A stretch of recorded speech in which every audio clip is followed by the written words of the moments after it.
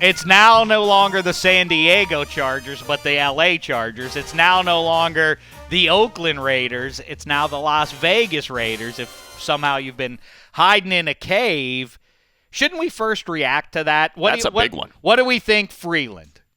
I think it's sad. I understand the option. I get all the business decisions, and I understand that this is ultimately a business, and we get our paycheck from it, so I get it. So I understand all of those things, and all business is personal. That's all true. But to me, it's still kind of sad. Like it's a sad thing. But I mean, if this isn't the equivalent, and I've heard some voices out there from within this building and beyond. It's sad for diehard Raiders fans, but the last 4 years, I looked it up, they're 30th or worse in attendance percentage. They tarp the upper deck. Yeah, I think it's, to me, like sad as the last thing that I would say, just because, and sorry, Cynthia, to come at you that way. But, oh, come on, bring it. But it's not. Add you to my list. It's a national brand. Right. You know, and I think it's partially because, we live in L.A. I've been here for 26 years now. There are more Raider fans in Los Angeles than there are in Oakland. And they also played in Los Angeles. That's what I mean.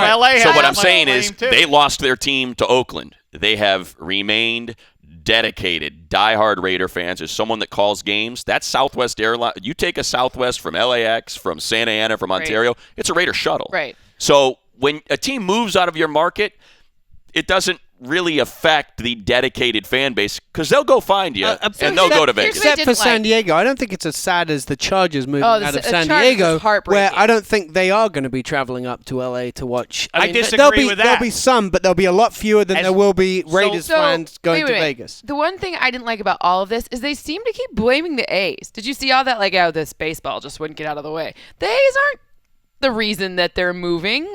Well, they were insistent upon a dual-use stadium.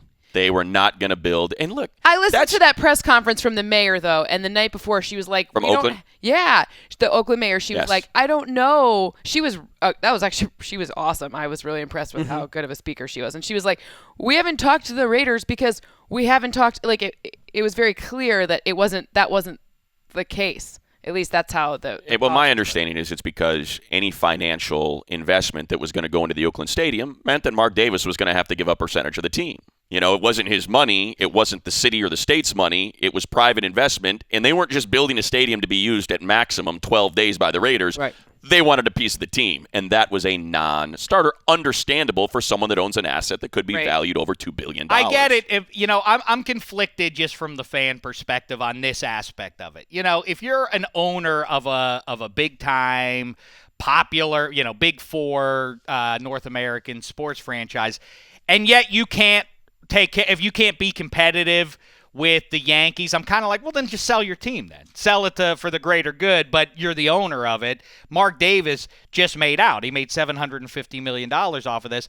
I feel like prior to that, he wasn't competitive financially with the other owners of the NFL. Is that accurate to say? Well, I'll try to make a real world. I know, that's what I'm saying. He wasn't keeping up with the Joneses, so he did that. But I can see a fan saying, well, then, if you care about the Raiders, sell the brand to somebody who can afford it. But how about this? How about this real-world application of that? Team. Very Stephen Let's Ross say you live in a neighborhood, right? I know. Well, it's Al's team, so Let's I say think Mark Davis is allowed to do what he wants. Okay, perfect. Let's say your parents owned a house in this neighborhood, right? And you don't make the kind of money. Now the neighborhood has changed. It's a desirable location. You've got great schools. All of this big money has moved in. They tear these little houses down. They build up their fancy mansions.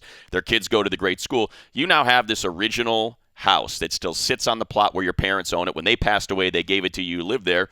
Should you have to move out of the neighborhood because you have perhaps the least desirable house that's maybe bringing? No.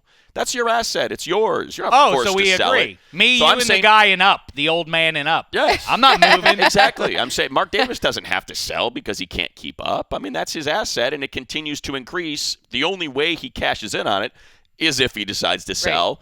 Right. But his identity is as the owner of the Raiders. Much like here in L.A., the Buss family's identity, they don't do anything else. They pull a check that comes every single month because they own the Lakers. That is their job. Once they sell, I'm not saying they don't have discernible skills that can be applied in another, but They no longer have a job. Mark Davis sells the Raiders. He no longer has a job because there is no other place he can walk in and say, I would like to be in your employ. Would you hire me? It's over. I don't know how compelling it is to the nation at large. I suspect it's kind of, you're aware of, I don't know, does anybody care about the Rangers, Islanders, Devils, who's the most popular out of that group? I guess we always know it's the Rangers. But anyway, in this case, in NFL football, who's going to win in popularity? The Raiders in Vegas. They'll suck people up from Southern California. A ton. And from Northern California. There can be a lot of people like, I'm never watching the Raiders again, but there will be plenty of people that make that trip.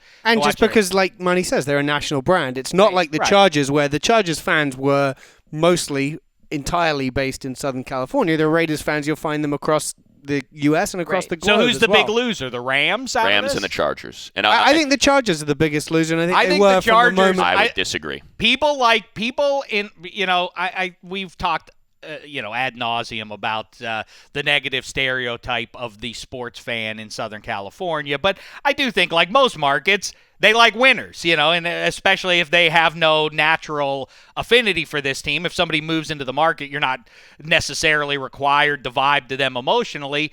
So it's going to be based on whether or not the team's good. The Chargers are better positioned right now to be good in 2017. Right.